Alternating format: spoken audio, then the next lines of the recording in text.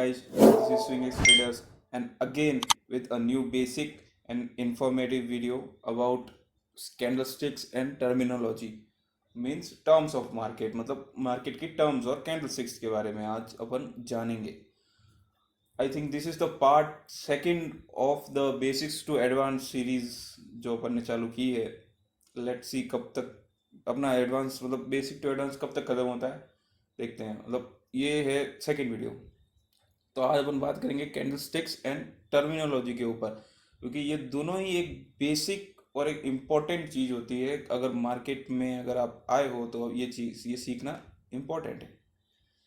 Candlesticks, तो first of all the question ये बनता है कि व्हाट इज कैंडलस्टिक. कैंडलस्टिक क्या है? तो कैंडलस्टिक कुछ नहीं है, बस एक प्राइस को देखने का और समझने का एक जरिया है. मीन्स प्राइस को देखने के लिए आप लाइन चार्ट भी यूज करते हो. आपने कभी देखा होगा तो कोई लाइन चलती है चार्ट एज ए चार्ट के ऊपर, तो वही है. बट जो कैंडल होती है वो कैंडल अपन को एक एक्सरे प्रोवाइड करती है उस पर्टिकुलर प्राइस का अप एंड डाउन मूवमेंट. मतलब उस पर्टिकुलर प्राइस में क्या क्या हुआ, क्या है उस पर्टिकुलर प्राइस के मूव में. तो वही अपन को कैंडल प्रोवाइड करती है. Candle is x-ray of a price. मतलब एक पर्टिकुलर 1 मिनट की ट्रेड में, मतलब 1 मिनट में जितने भी ट्रेड हुए वो पूरी एक्सरे हो जाता है उसका. ये है सिंपल.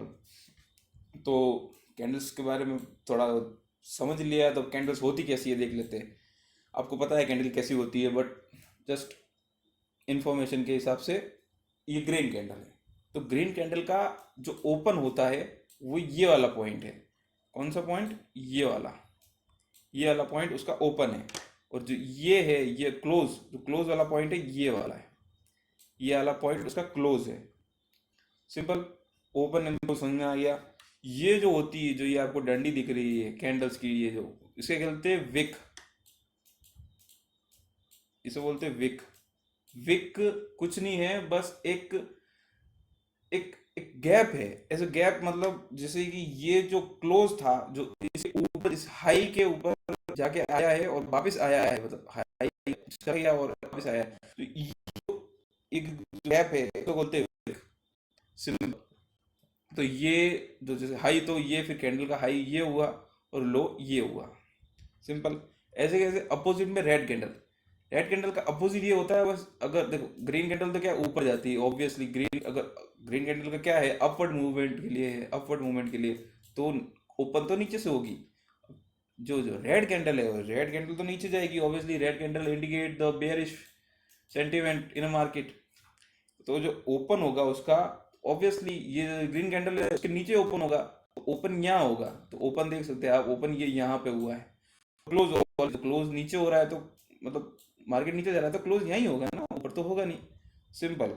और ये भी इसके विक हुए, खाली स्पेस मान लो. और ये इस कैंडल का हाई और कैंडल का लो. सिंपल. ये हो गया कैंडल. कैंडल कैसी होती है, कैंडल फॉर्मेशन है कैंडल्स के ऊपर.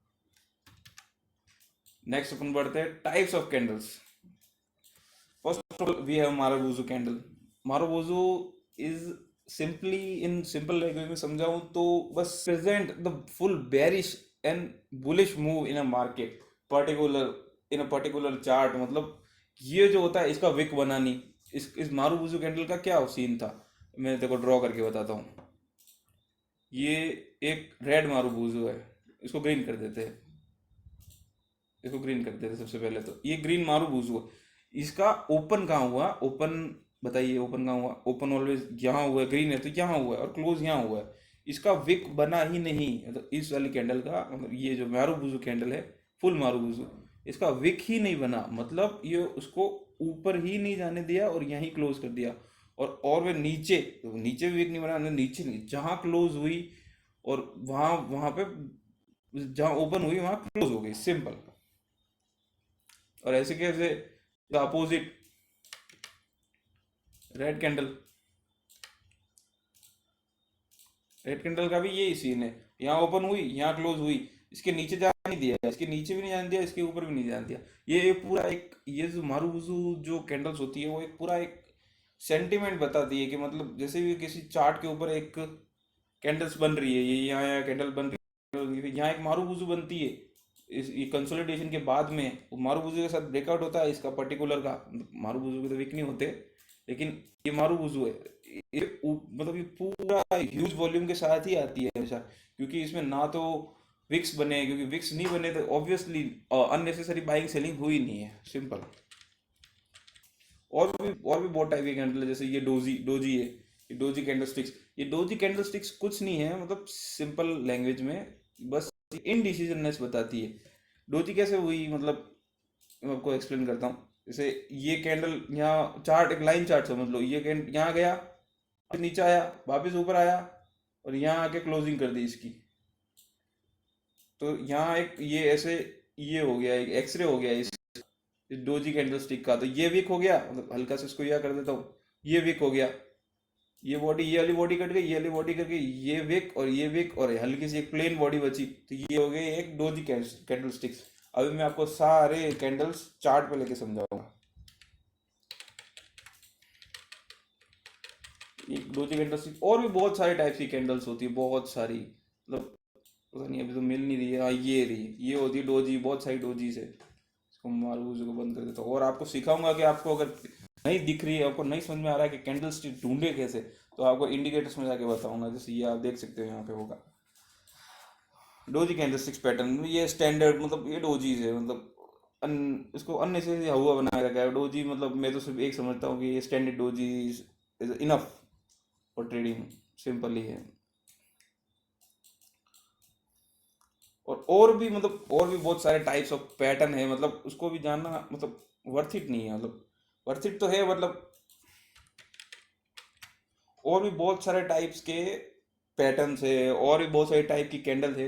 वो सब इतने इसमें समझाऊंगा तो बहुत लॉन्ग हो जाएगा, एक घंटे का वीडियो बन जाएगा, एक घंटे का वीडियो। बहुत बड़ी चीज़ है, आप देख भी नहीं पाओगे, आप मतलब जस्ट अभी तो टर्मिनोलॉजी भी बाकी पड़ा है। तो मैंने ये अपने टेलीग्राम पे पीडीएफ डाल रखा है, आप जाइए, लिंक इन डिस्क्रिप्शन, तो वहाँ जाके क्लिक कीजिए टेलीग्राम पे, और आपको मिल जाएगा पीडीएफ, और ज्वाइन भी कर लेना है, क्योंकि वहाँ मैं बहुत सारी इन्फॉर्मेशन डालता रहता हूँ। और भी कुछ डाउट आया तो कमेंट सेक्शन इज ओपन, आप कुछ भी पूछ सकते हैं, कोई दिक्कत की बात नहीं है, ऑलवेज आपकी हेल्प के लिए।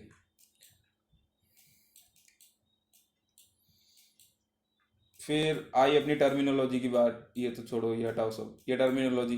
टर्मिनोलॉजी पिछले जो प्रीवियस अपना वीडियो था उसमें आपने देखा होगा कि शेयर, मैंने स्टॉक्स बताया था कि शेयर्स क्या होते हैं, स्टॉक्स क्या होते हैं, और ये ईपीएस, मतलब ये बहुत सारी चीजें, मतलब आप फाइनेंस सेक्टर में आए हो तो आपको टर्मिनोलॉजी पता नहीं, क्योंकि ये ही एक स्टैंडर्ड, मतलब स्टैंडर्ड तो नहीं कह सकते, मतलब ये वोकेबलरी है, कोड्स है सारे के, कैसे बोले, क्या बोले, समझ में आना चाहिए, वॉल्यूम्स क्या होते हैं, etcetera, trends, dividends, EPS, ROE, ये ROCE, debt to equity ratios, ये जितने भी रेशियोज है वो ध्यान में रखने चाहिए, ध्यान में रखने होने पड़ेंगे, क्योंकि ऑलवेज ऑब्वियसली आप स्टॉक मार्केट में आए हो, आपको रेशियोज तो पता होने चाहिए। उसके बिना तो आप, मतलब आप बोल ही नहीं पाओगे, तो आप समझ क्या पाओगे, मतलब आगे वाला आपको क्या बोल रहा है। ऑब्वियसली आपको टर्मिनोलॉजी पता होगी, क्योंकि आप बड़े किसी को भी, बड़े अगर कोई पॉडकास्ट भी सुनते हो किसी का, तो वो कुछ ना कुछ तो बोलेगा, डिविडेंड बोलेगा, डेट टू इक्विटी बोलेगा, यील्ड बोलेगा, आस्क बोलेगा, बिड बोलेगा, आपको पता तो होना चाहिए क्या है।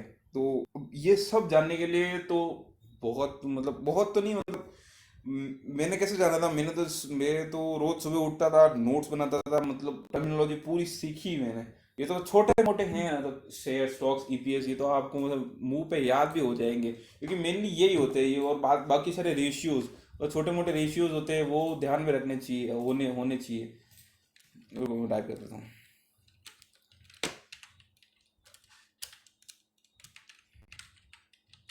ये जो भी स्पेलिंग एलिंग गलत हो तो माफ करना। तो छोटे मोटे रेशियो जो भी होते हैं, क्योंकि एक कंपनी को एनालाइज करने के लिए फंडामेंटली आपको जानना जरूरी है, क्योंकि रेशियो क्या होते हैं, रेशियोज का मीनिंग ही नहीं पता आपको तो क्या होगा आपका, मतलब रेशियोज का मीनिंग ही नहीं पता तो आप तो जान नहीं पाओगे बिल्कुल कि फंडामेंटली कंपनी क्या कर रही है। Okay, debt to equity, ROE, ROCE, PE ratios, ये छोटे मोटे जितने भी रेशियोज है वो पता तो होने चाहिए। तो वही है टर्मिनोलॉजी, वो सीखना है आपको। अब ये आपका होमवर्क है, मैं आपको, आप गूगल पे सर्च करोगे terminology, basic terminology in about market and fundamentals, ये सर्च करोगे, दुनिया भर के पड़े हैं, पीडीएफ है, पूरा इन्फॉर्मेशन गूगल से, विकीपीडिया पे पढ़ा है, आप जाके देख सकते हैं, कोई दिक्कत की बात नहीं है। गेटर्स तो यही है कि स्टॉक्स, ईपीएस, ये और मैं लिख देता हूँ कि ये पीई रेशियो हो गया, आरओसीई हो गया, आरओई हो गया, डेट टू इक्विटी, डीई,